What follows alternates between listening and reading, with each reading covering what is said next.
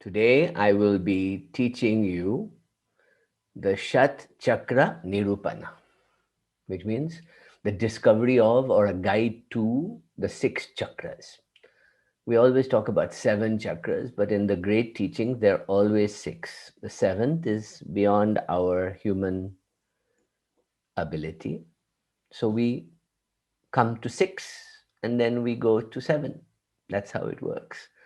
So I'll be teaching you about that today. And if you consider the fact that what we are really doing is we are lighting an inner fire, an inner flame, an inner power, an inner Shakti. We're lighting a fire that will uncoil from the base of your spine and move all the way up. This is the whole principle of Kundalini awakening. It was always seen as an inner fire. And we've seen it with Kriya, with prana work, that we can activate the Muladhara, we can increase heat in our body, we can feel the tejas. But Kundalini, once awakened, lights an inner flame in you that's permanent. You're permanently in tejas, you're permanently glowing with prana, you're permanently well, you're permanently balanced. This Kundalini is the magical power Shakti inside you that can do that, and if you and the whole purpose of it is that once you've lit that fire and it rises through all the centers, then it is about the union between you and that vast consciousness of the universe, Shiva. This is the whole principle. It is essentially a union that I want to create.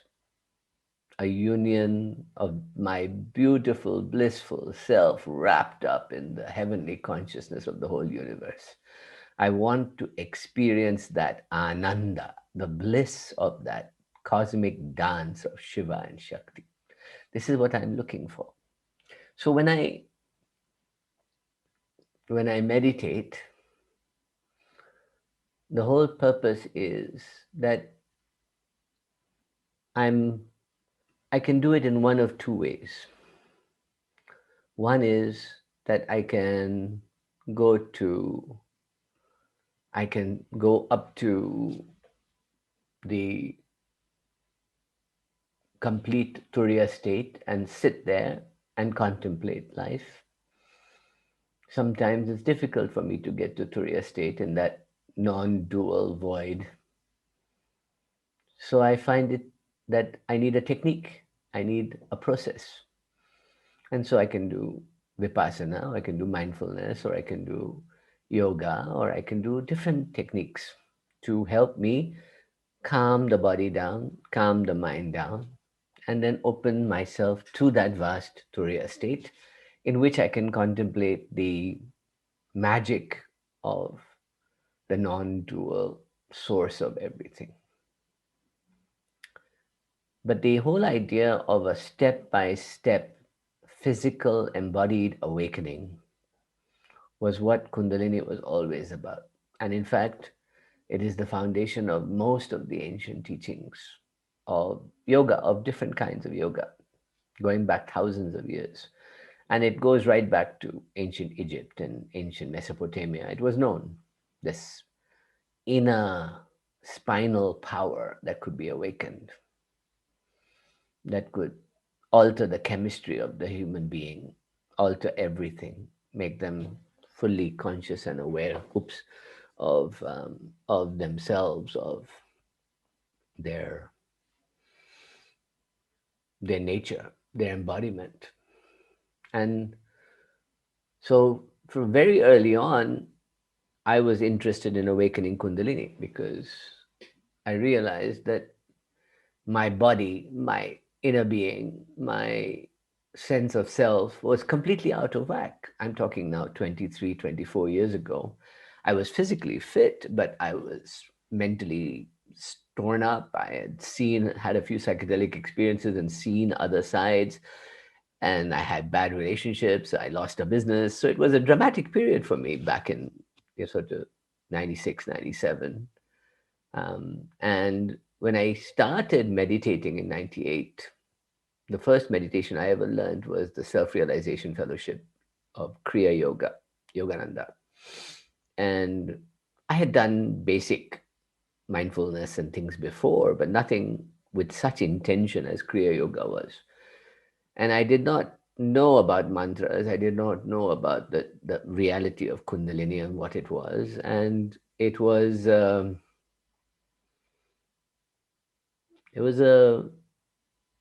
dramatic year, but the body reacted negatively. This was now 98.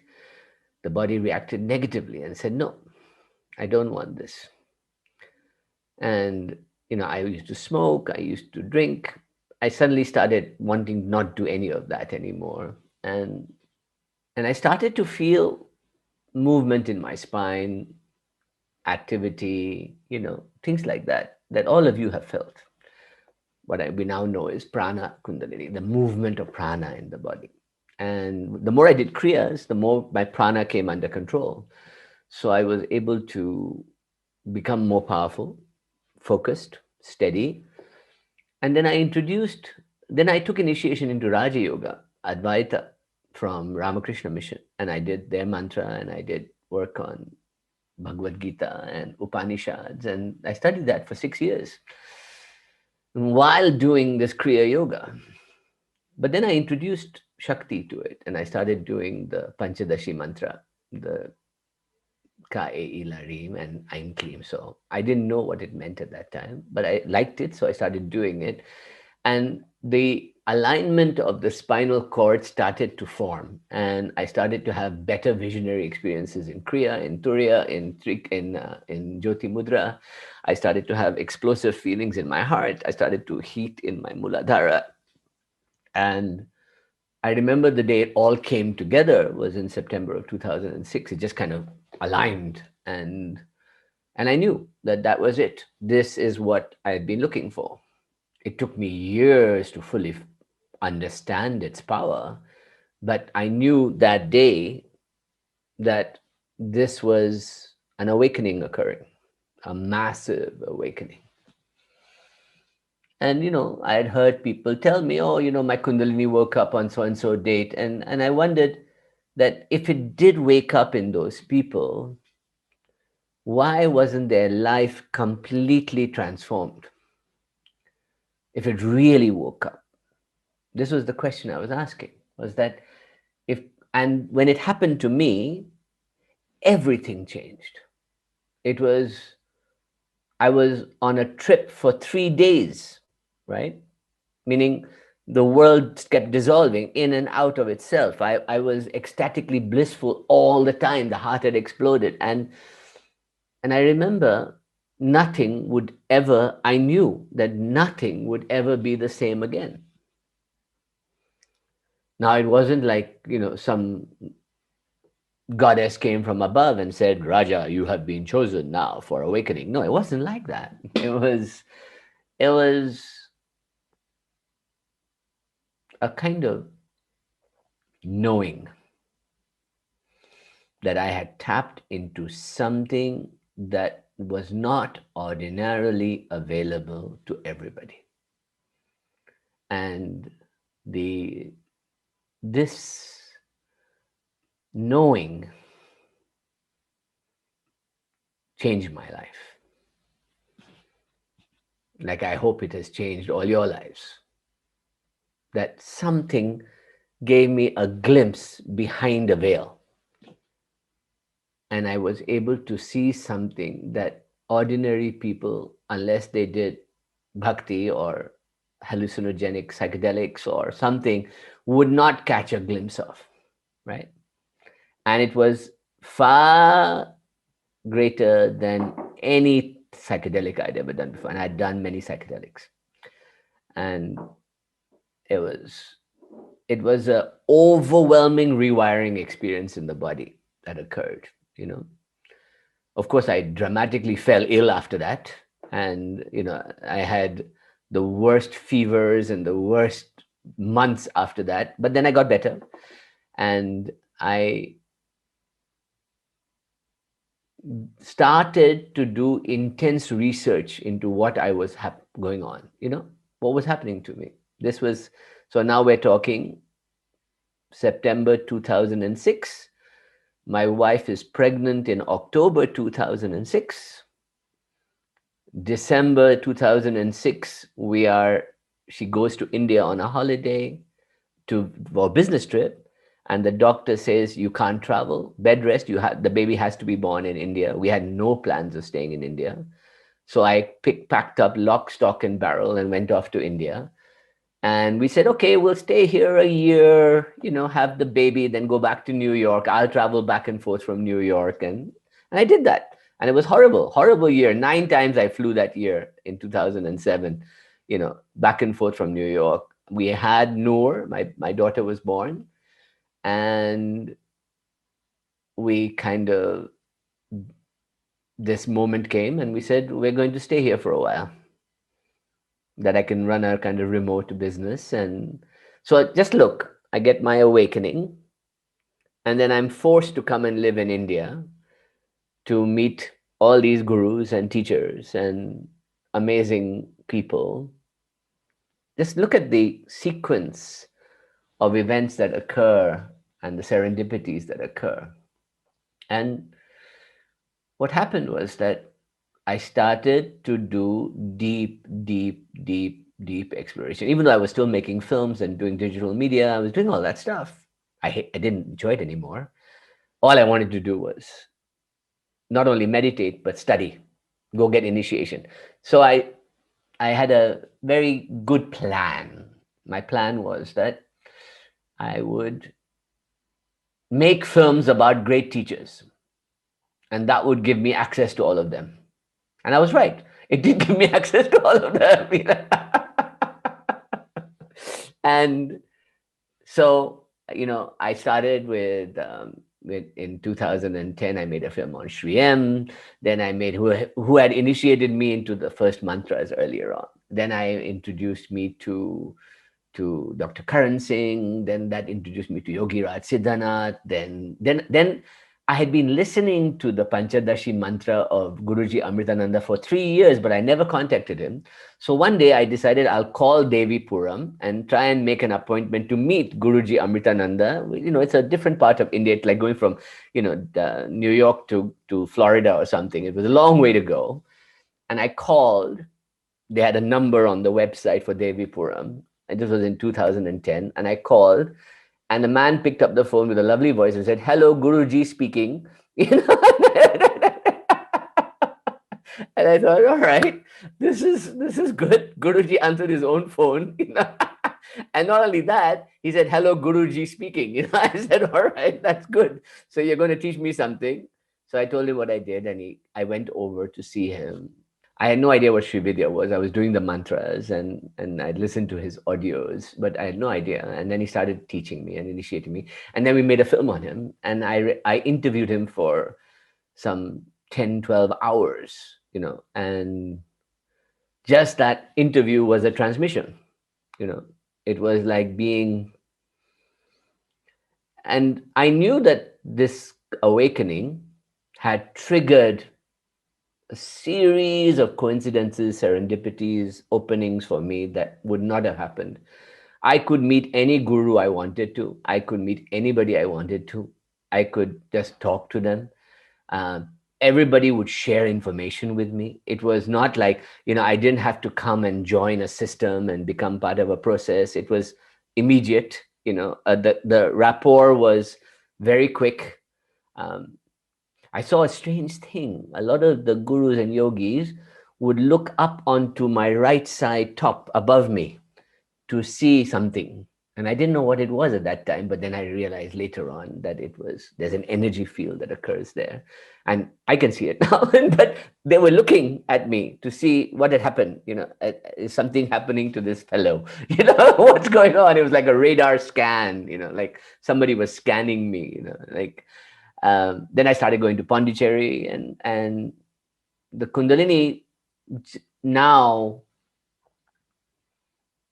is giving me access to Turiya, access to Samadhi, more and more and more. And it's not like you get Kundalini awakening and that's it. You're on the other side. It's a stage in a much bigger journey that comes, right? So all of you, to some degree, have had your Kundalini awakened now. The moment you can feel heart bliss, the moment you can, by intention in your meditation, move the energy up, the moment you can feel the Turiya state and experience bliss and ananda, that's that's not what ordinary people get. Okay, it's not what ordinary people get. Ordinary people don't have that. They have to work very hard to get that. but but I really started studying. I didn't know Sanskrit, I didn't know anything. I was just like a you know beginner's luck, accidental tourist. I was an accidental mystic on this journey to kind of find out what this is all about. And I had no desire, because I'd go to all these people and they tell me it's all God's grace. God has done it for you. God has chosen you. And I'd say, fuck that. I don't buy that. That's just bullshit. There is no such thing. I think there is me and there's consciousness, and we got to figure out how to find the two together, and figure it out. And so a lot of the teachers I went to were very involved with the religiosity of it, right? And I don't have a religious bone in my body. So it was very difficult for me. But I enjoyed it because there were rituals, there were energies, there were transmissions, and I was getting all of this. So I was very happy. And I began to see that even rituals were processes of alchemy.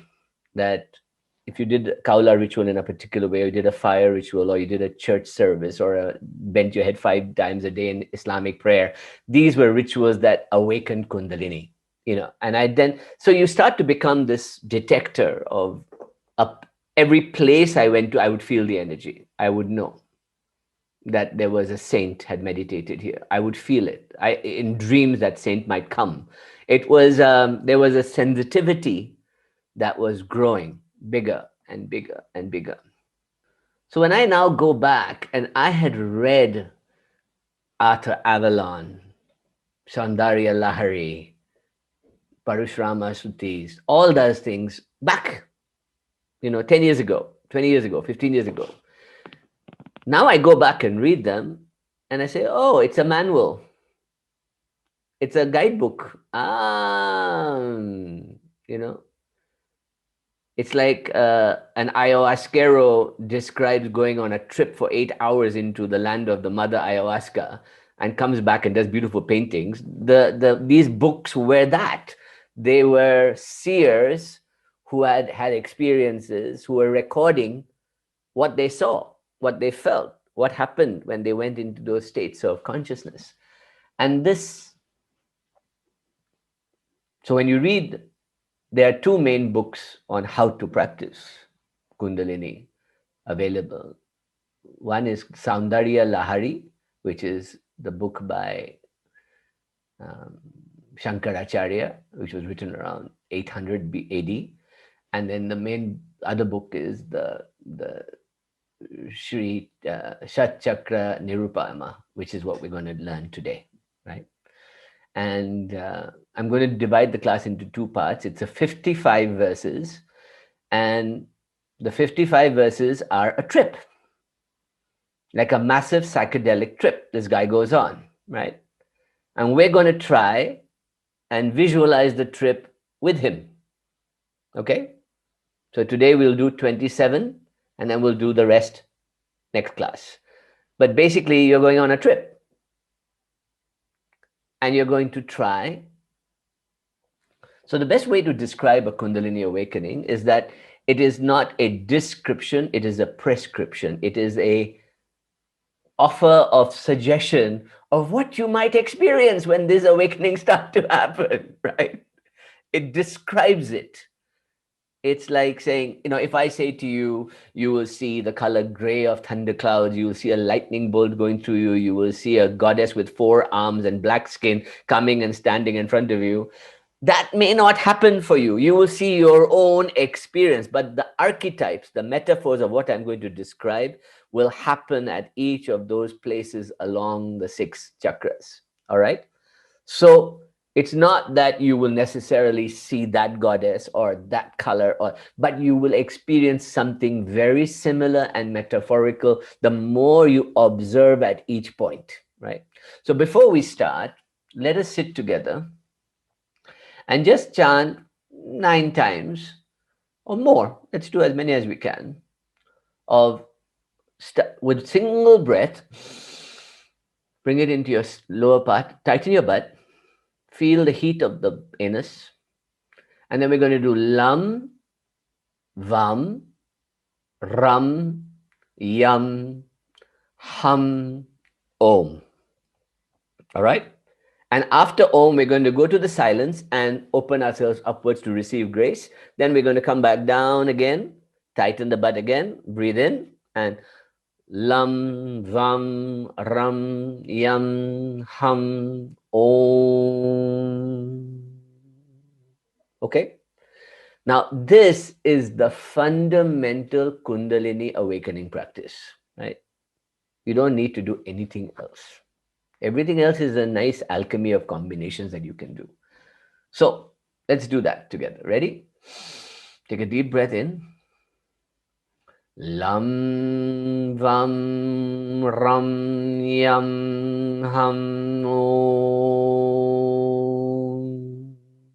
And now hold it out for a while above your head. Again, take it in, tighten your butt.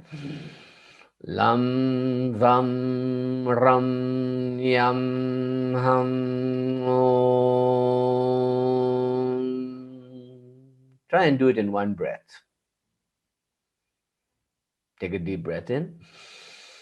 Lam vam ram yam ham om.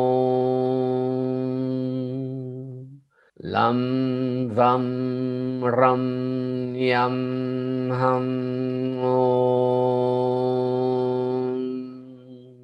And now follow it up your spine as you travel up the chakras, opening each of the petals as you go up. Ready? Lam vam ram yam ham om.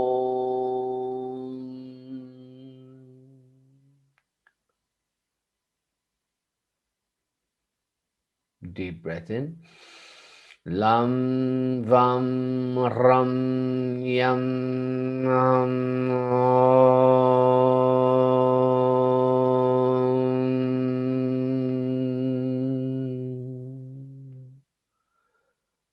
From your Muladhara. Lam vam ram yam ham om. And feel an energy moving up your spine. Lam vam ram yam ham om.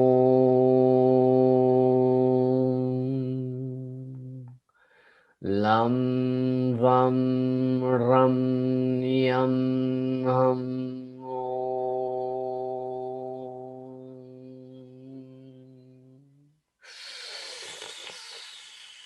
And now imagine that you're pulling a string up your spinal cord and cool air going up.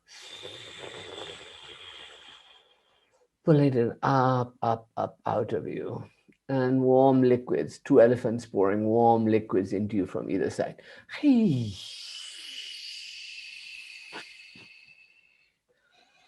Now take your right hand and put it over your head, about 2 inches above your head, and just hold it there and see if you start feeling anything. Maybe some air around there, or air coming out of your head. Just feel it. See that feeling? The more you do even the Bij mantras, a cool jet of air will start coming out the top of your head and hit your hand. The more you do it, and it heats up at Muladhara and cools down by the time it goes out the top of your head. This is a sure sign that Sushumna is opening.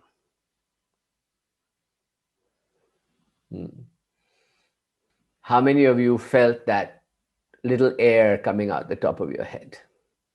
Yes. So this is a good indication that Sushumna is opening and Kundalini, the prana Kundalini, is moving up and coming out the top of it. Now that we did that just by the work you've done with me all these months and years, and by just doing the Bij mantra 12 times. We just did it 12 times and look what happened, right? Imagine if you did it 108 times, what would happen, right? And as you start to feel it, each one becomes a living center for you. Each one of your chakras becomes a living center. So let's go back to, I'm going to take you into the esoteric nature of this, right? I want to start by telling you that all Indian practices, all practices of any wisdom anywhere in the world, have their origins in shamanic wisdom. There's no doubt about that.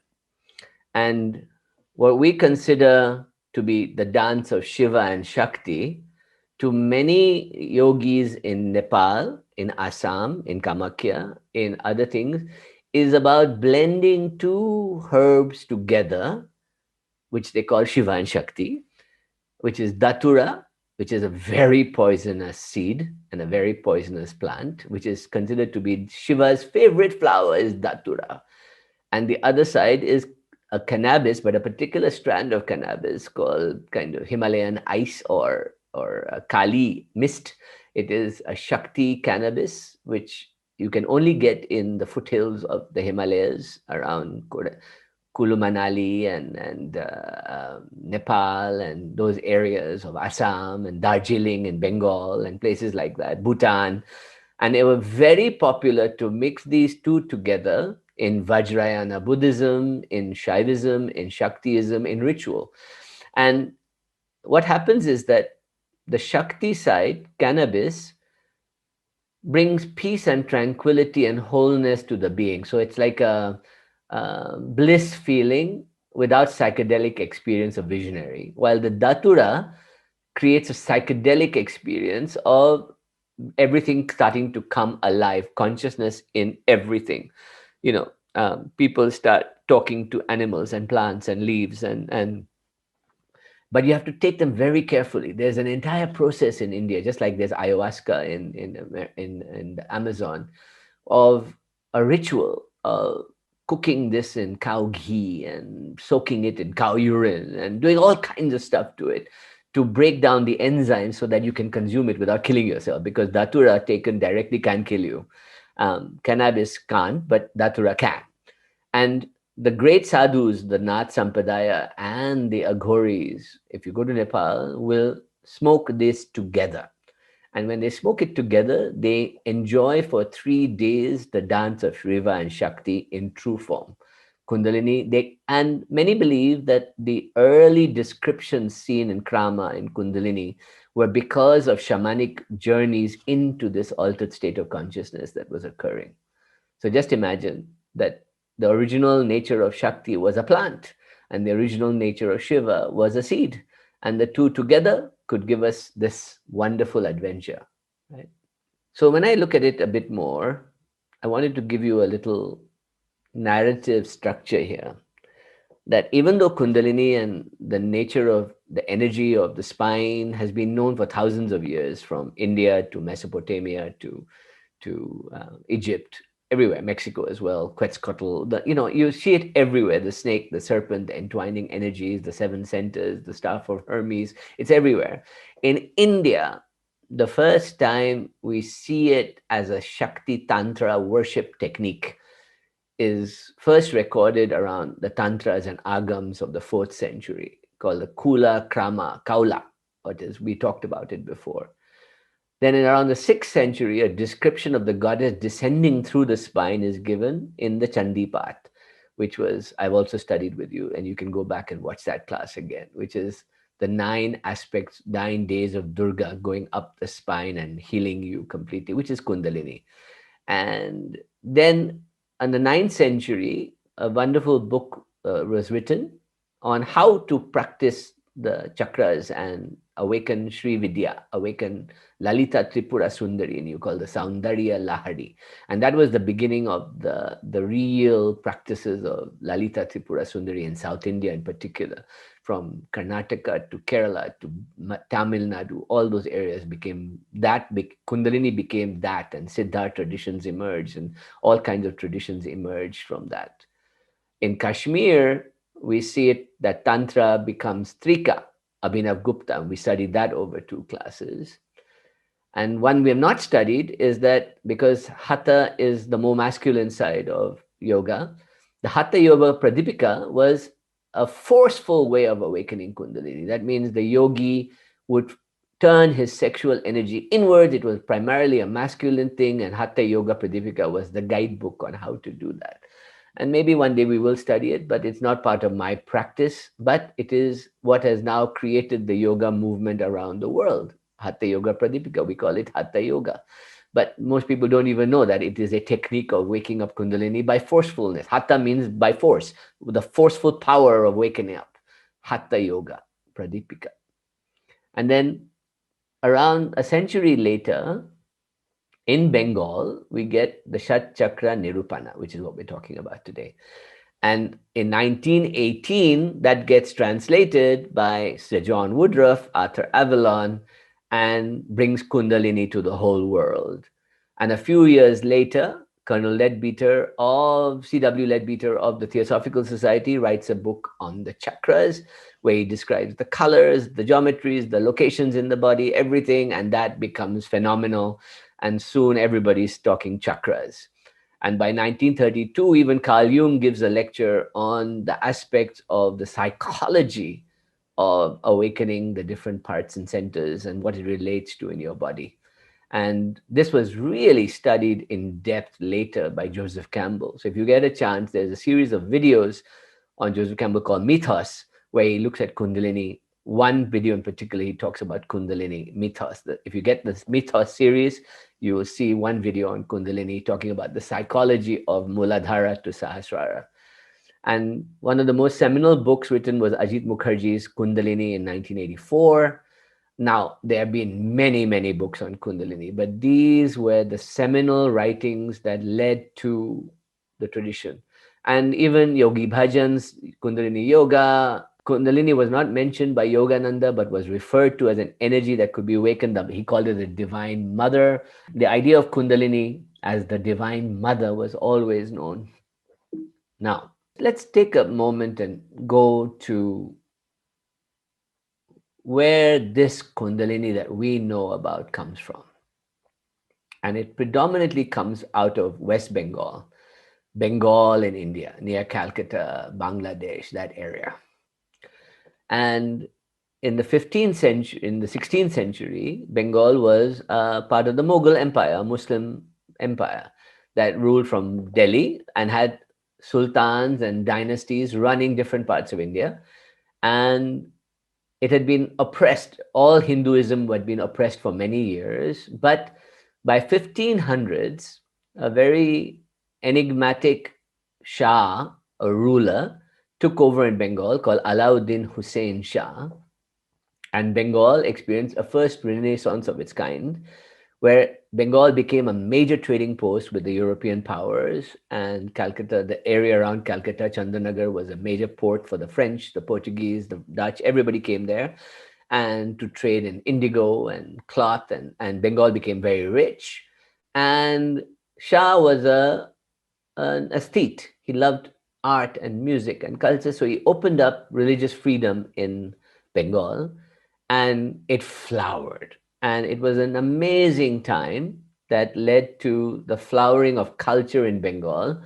And in fact, the 1500s was the revival of much of what is now known as Hinduism came out of Bengal at that time. So that's why Bengal produces more wisdom masters and teachers than any other part of India per square foot than anywhere else, because of this fantastic freedom that occurred there in the 1500s. And the most famous teacher that came out of Bengal at that time in the 1500s was called Chaitanya Mahaprabhu. Chaitanya was the founder of what is called, today we call Krishna consciousness.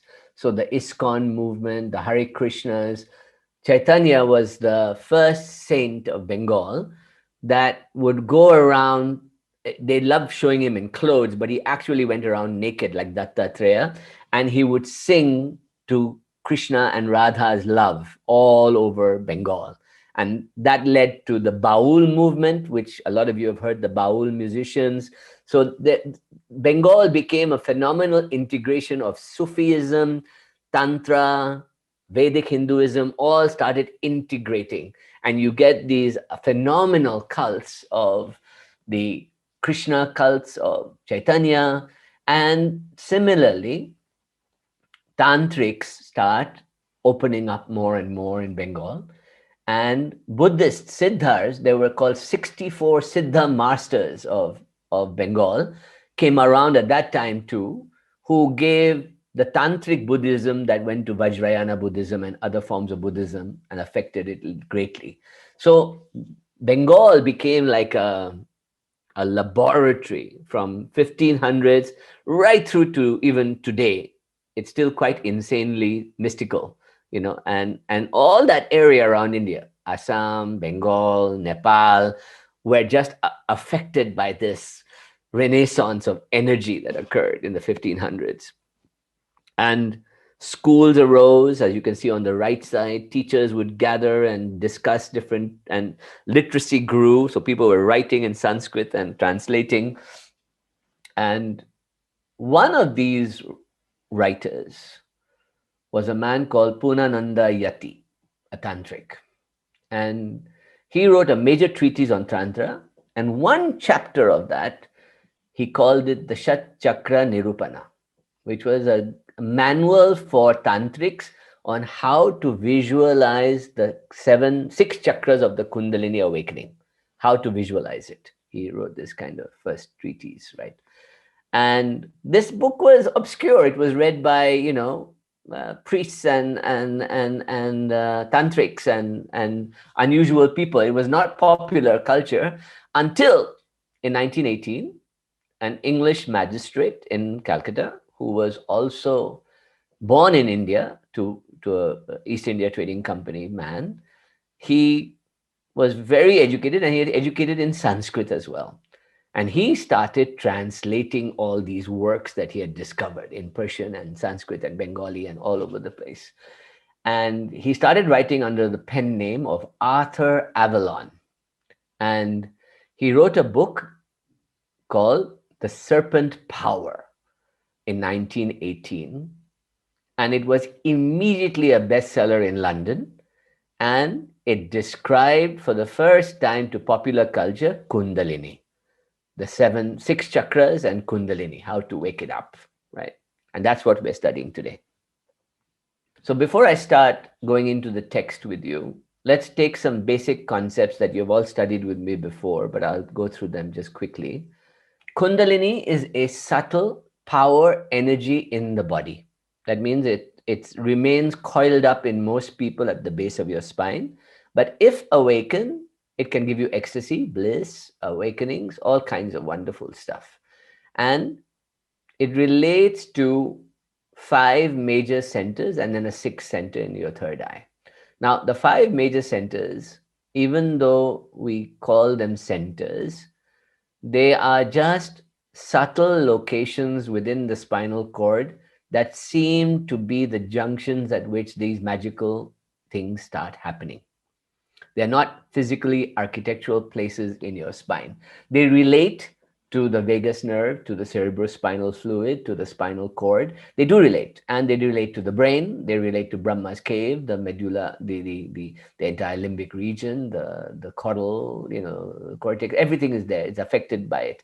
But the knowledge, these sounds that we talk about, lam, vam, ram, yam, ham, om, these are tattvas, the first 5 in particular, meaning they are elements.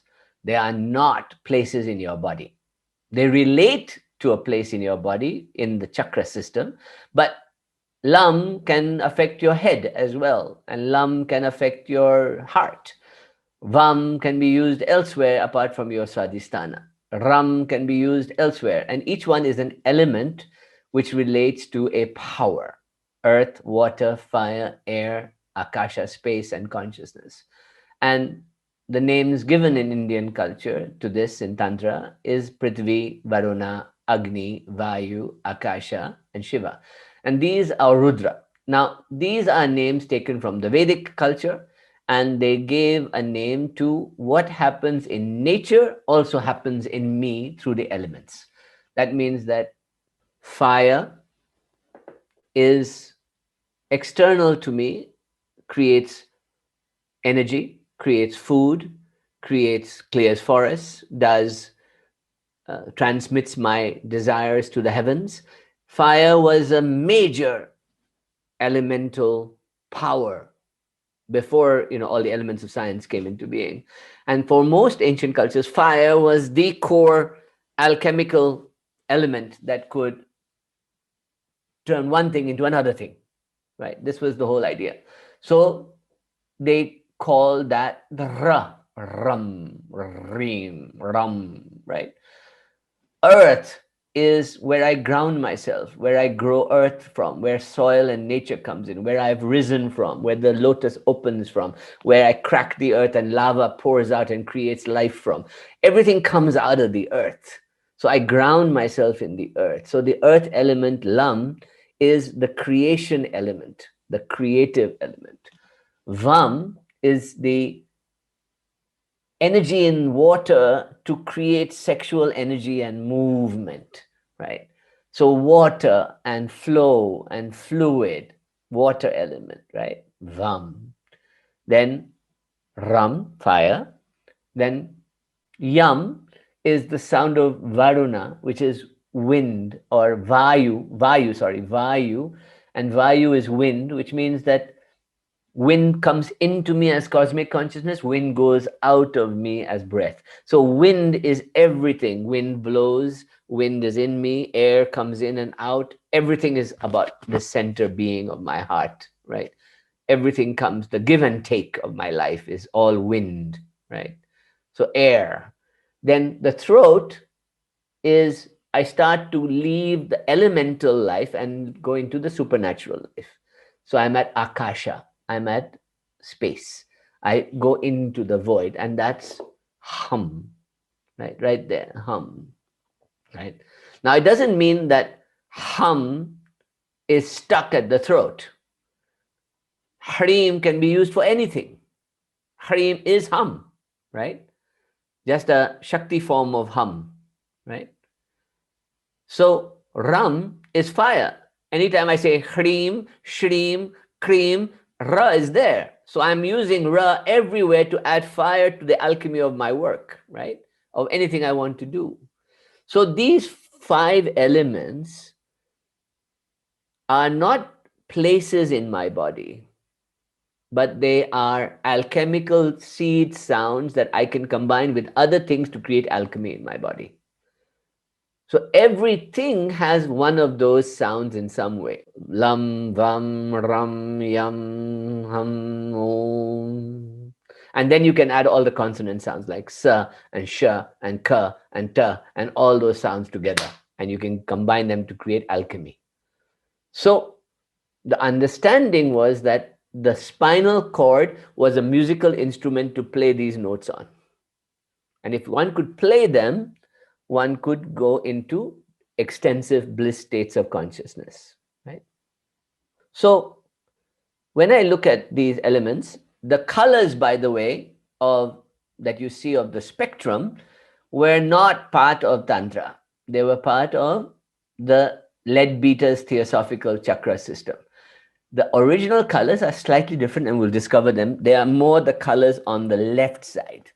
That means that the red is there, vermilion is there in Lam, but also purple and yellow square of Prithvi.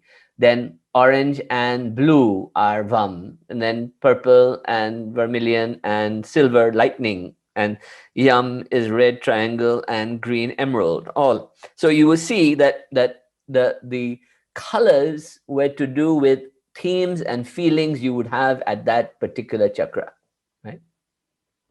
The other thing that I wanted to just bridge before I go into the verses is that they talk about the Sushumna Nadi, the main Nadi in the middle of your spine. That means Ida and Pingala are there, but we are going up the Sushumna. And they describe the three parts of Sushumna that you will read about as we go through the teaching. One is called the external sheath, called the Vajra, which is the luminous light layer. Then there's the Chitrini, which is the garland of letters and mantra and flowers, the Datura flowers that Shiva loves, the Devis, the Shaktis, the Chitrini Nadi. And then there's the inner core, which is the Brahma Nadi, which is the bridging heaven and earth.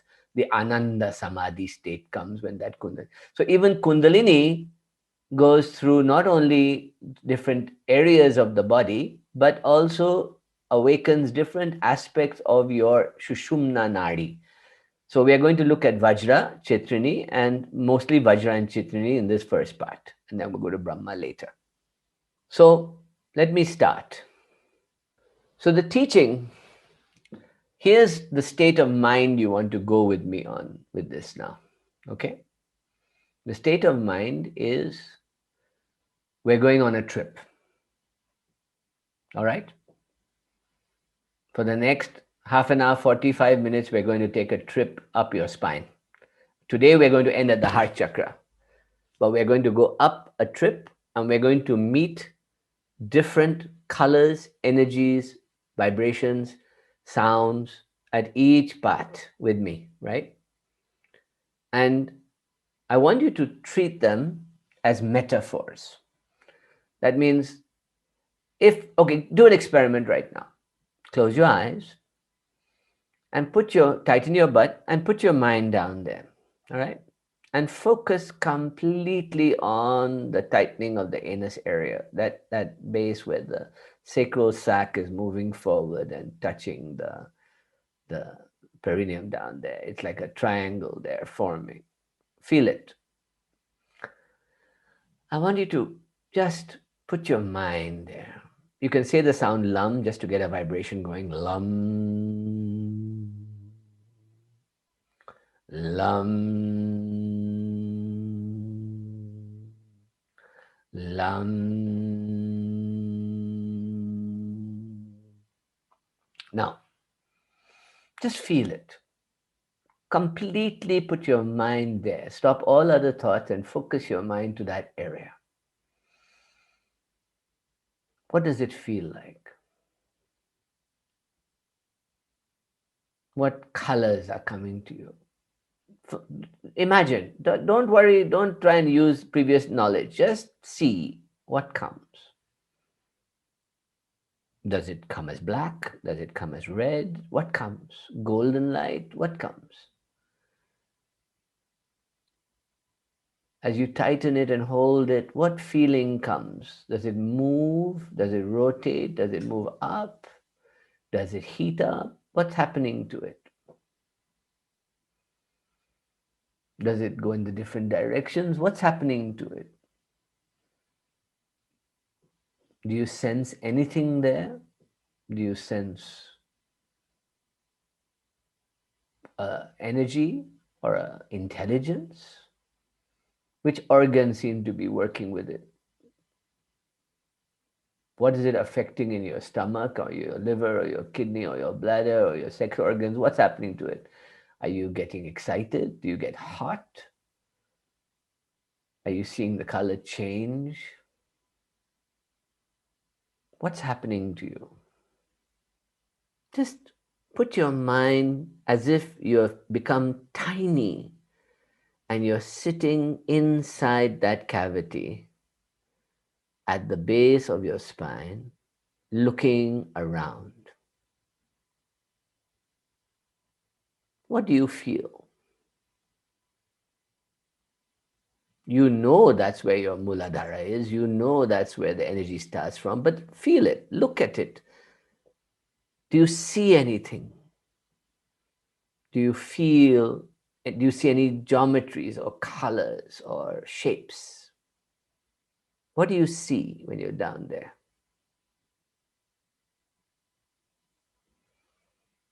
Can I go into that space and experience it? Do I feel a throbbing? Do I feel a pulse? Do I feel a living sensation down there, as if something is coming alive? Do I feel a liquidy feeling? Do I feel colors? What am I feeling?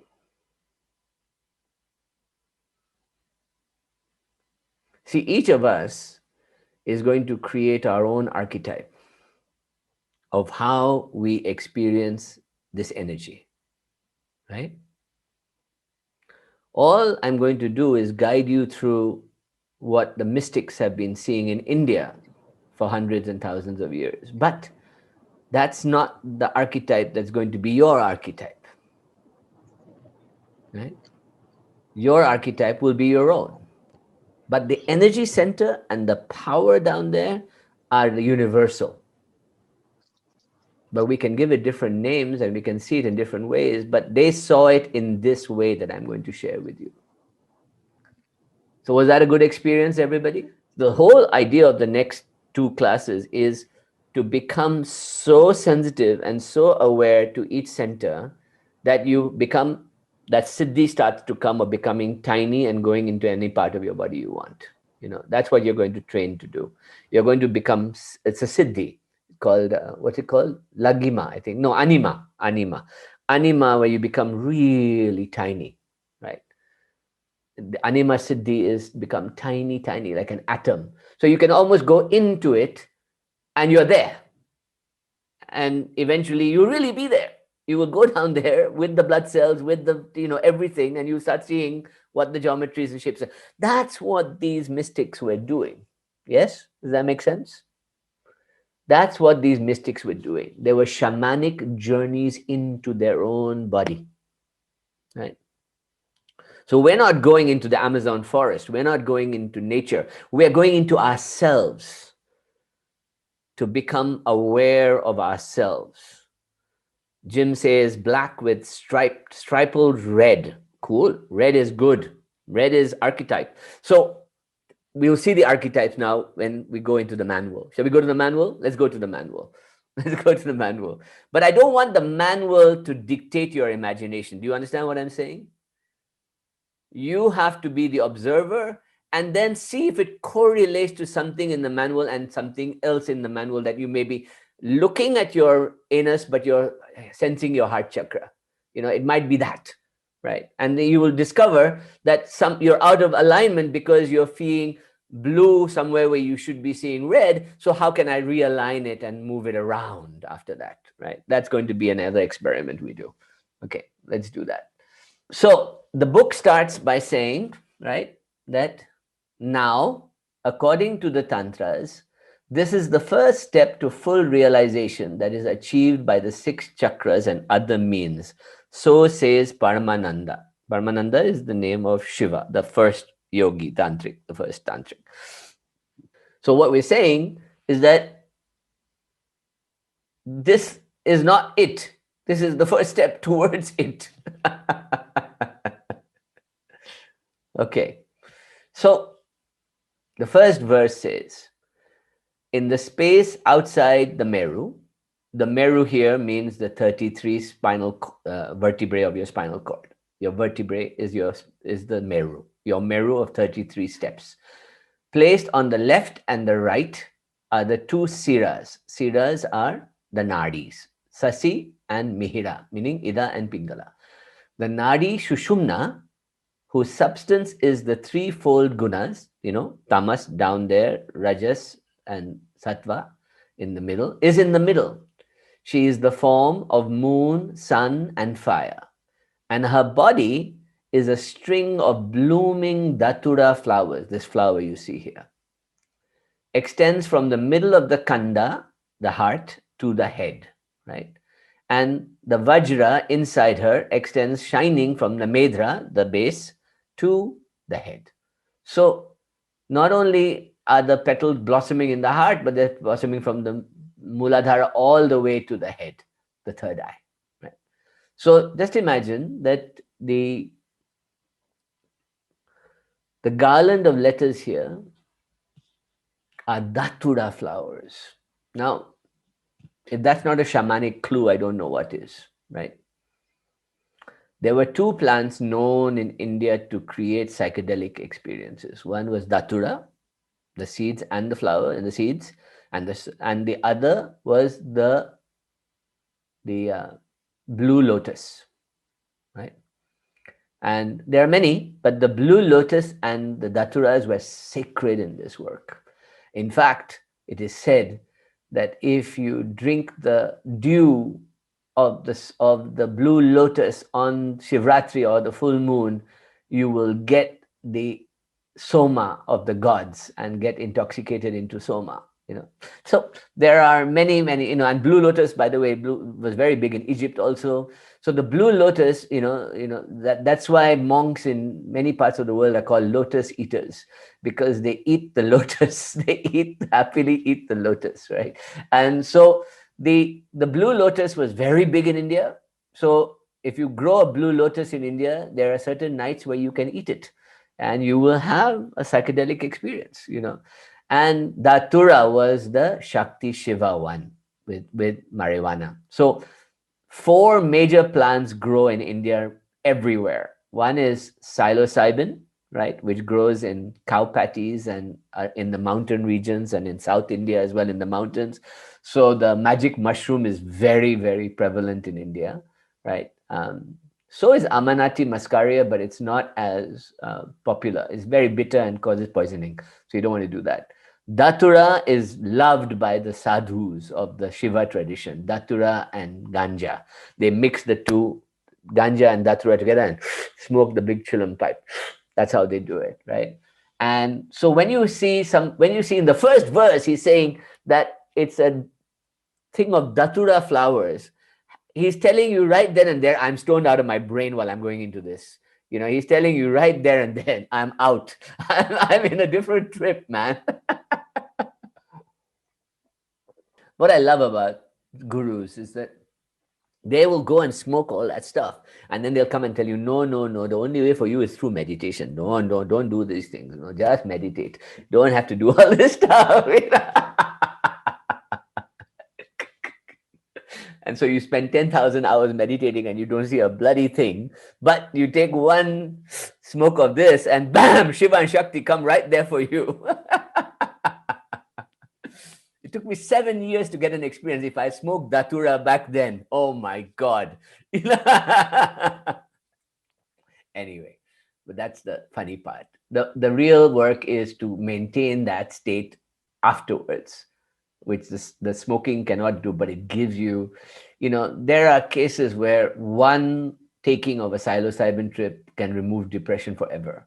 One taking of a Datura experience can open Shiva Shakti for you forever. So those are questions you have to face in your own life, whether you want to go down that path, but it's the way they got there, right? All right, let's go back. Verse 2, inside the Vajra is Chitrini. Remember, we talked about Chitrini. The Vajra is the first one. So if I go back, right, he says that the Vajra inside her extends shining. So the first sheath of the Sushumna, close your eyes and imagine that there's a subtle, thin stem, like a thread going from your base of your spine to the top, to the middle of your head. And it's like a thin stem of a lotus, or thin thread. And that thread has 3 layers.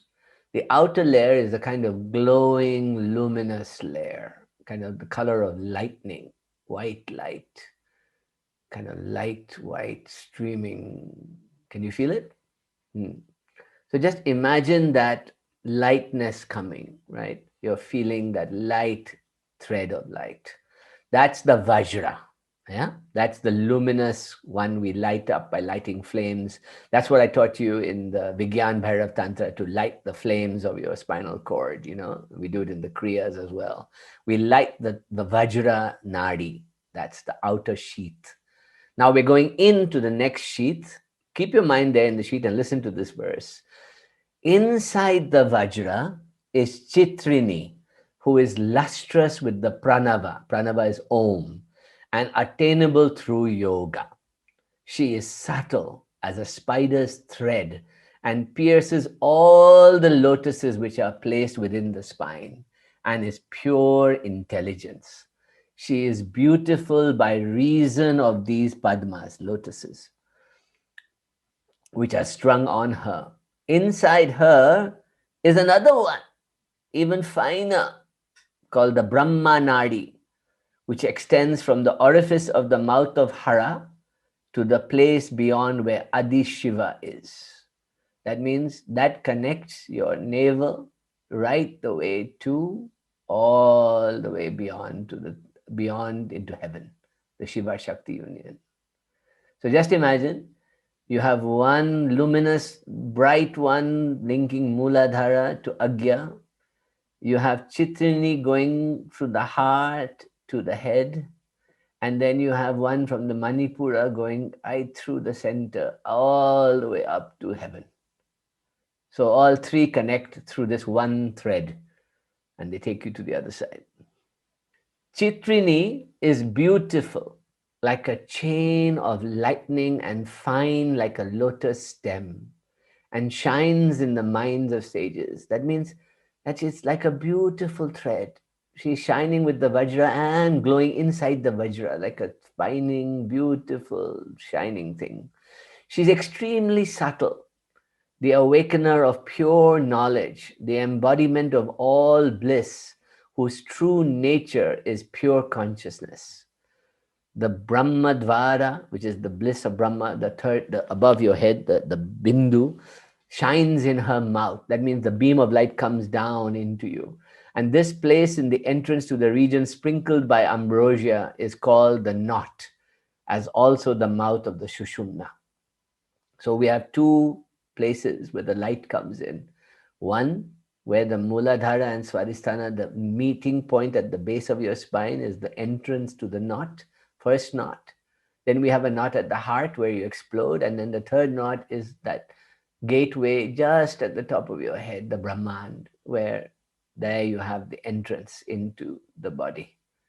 So these three knots, the knot is that entrance. And if you think about it, it's like a cosmic vagina you're entering. You know, that's why I put this picture there to show you. It's like the entrance to the bliss sheath of the inside of the mother, you know.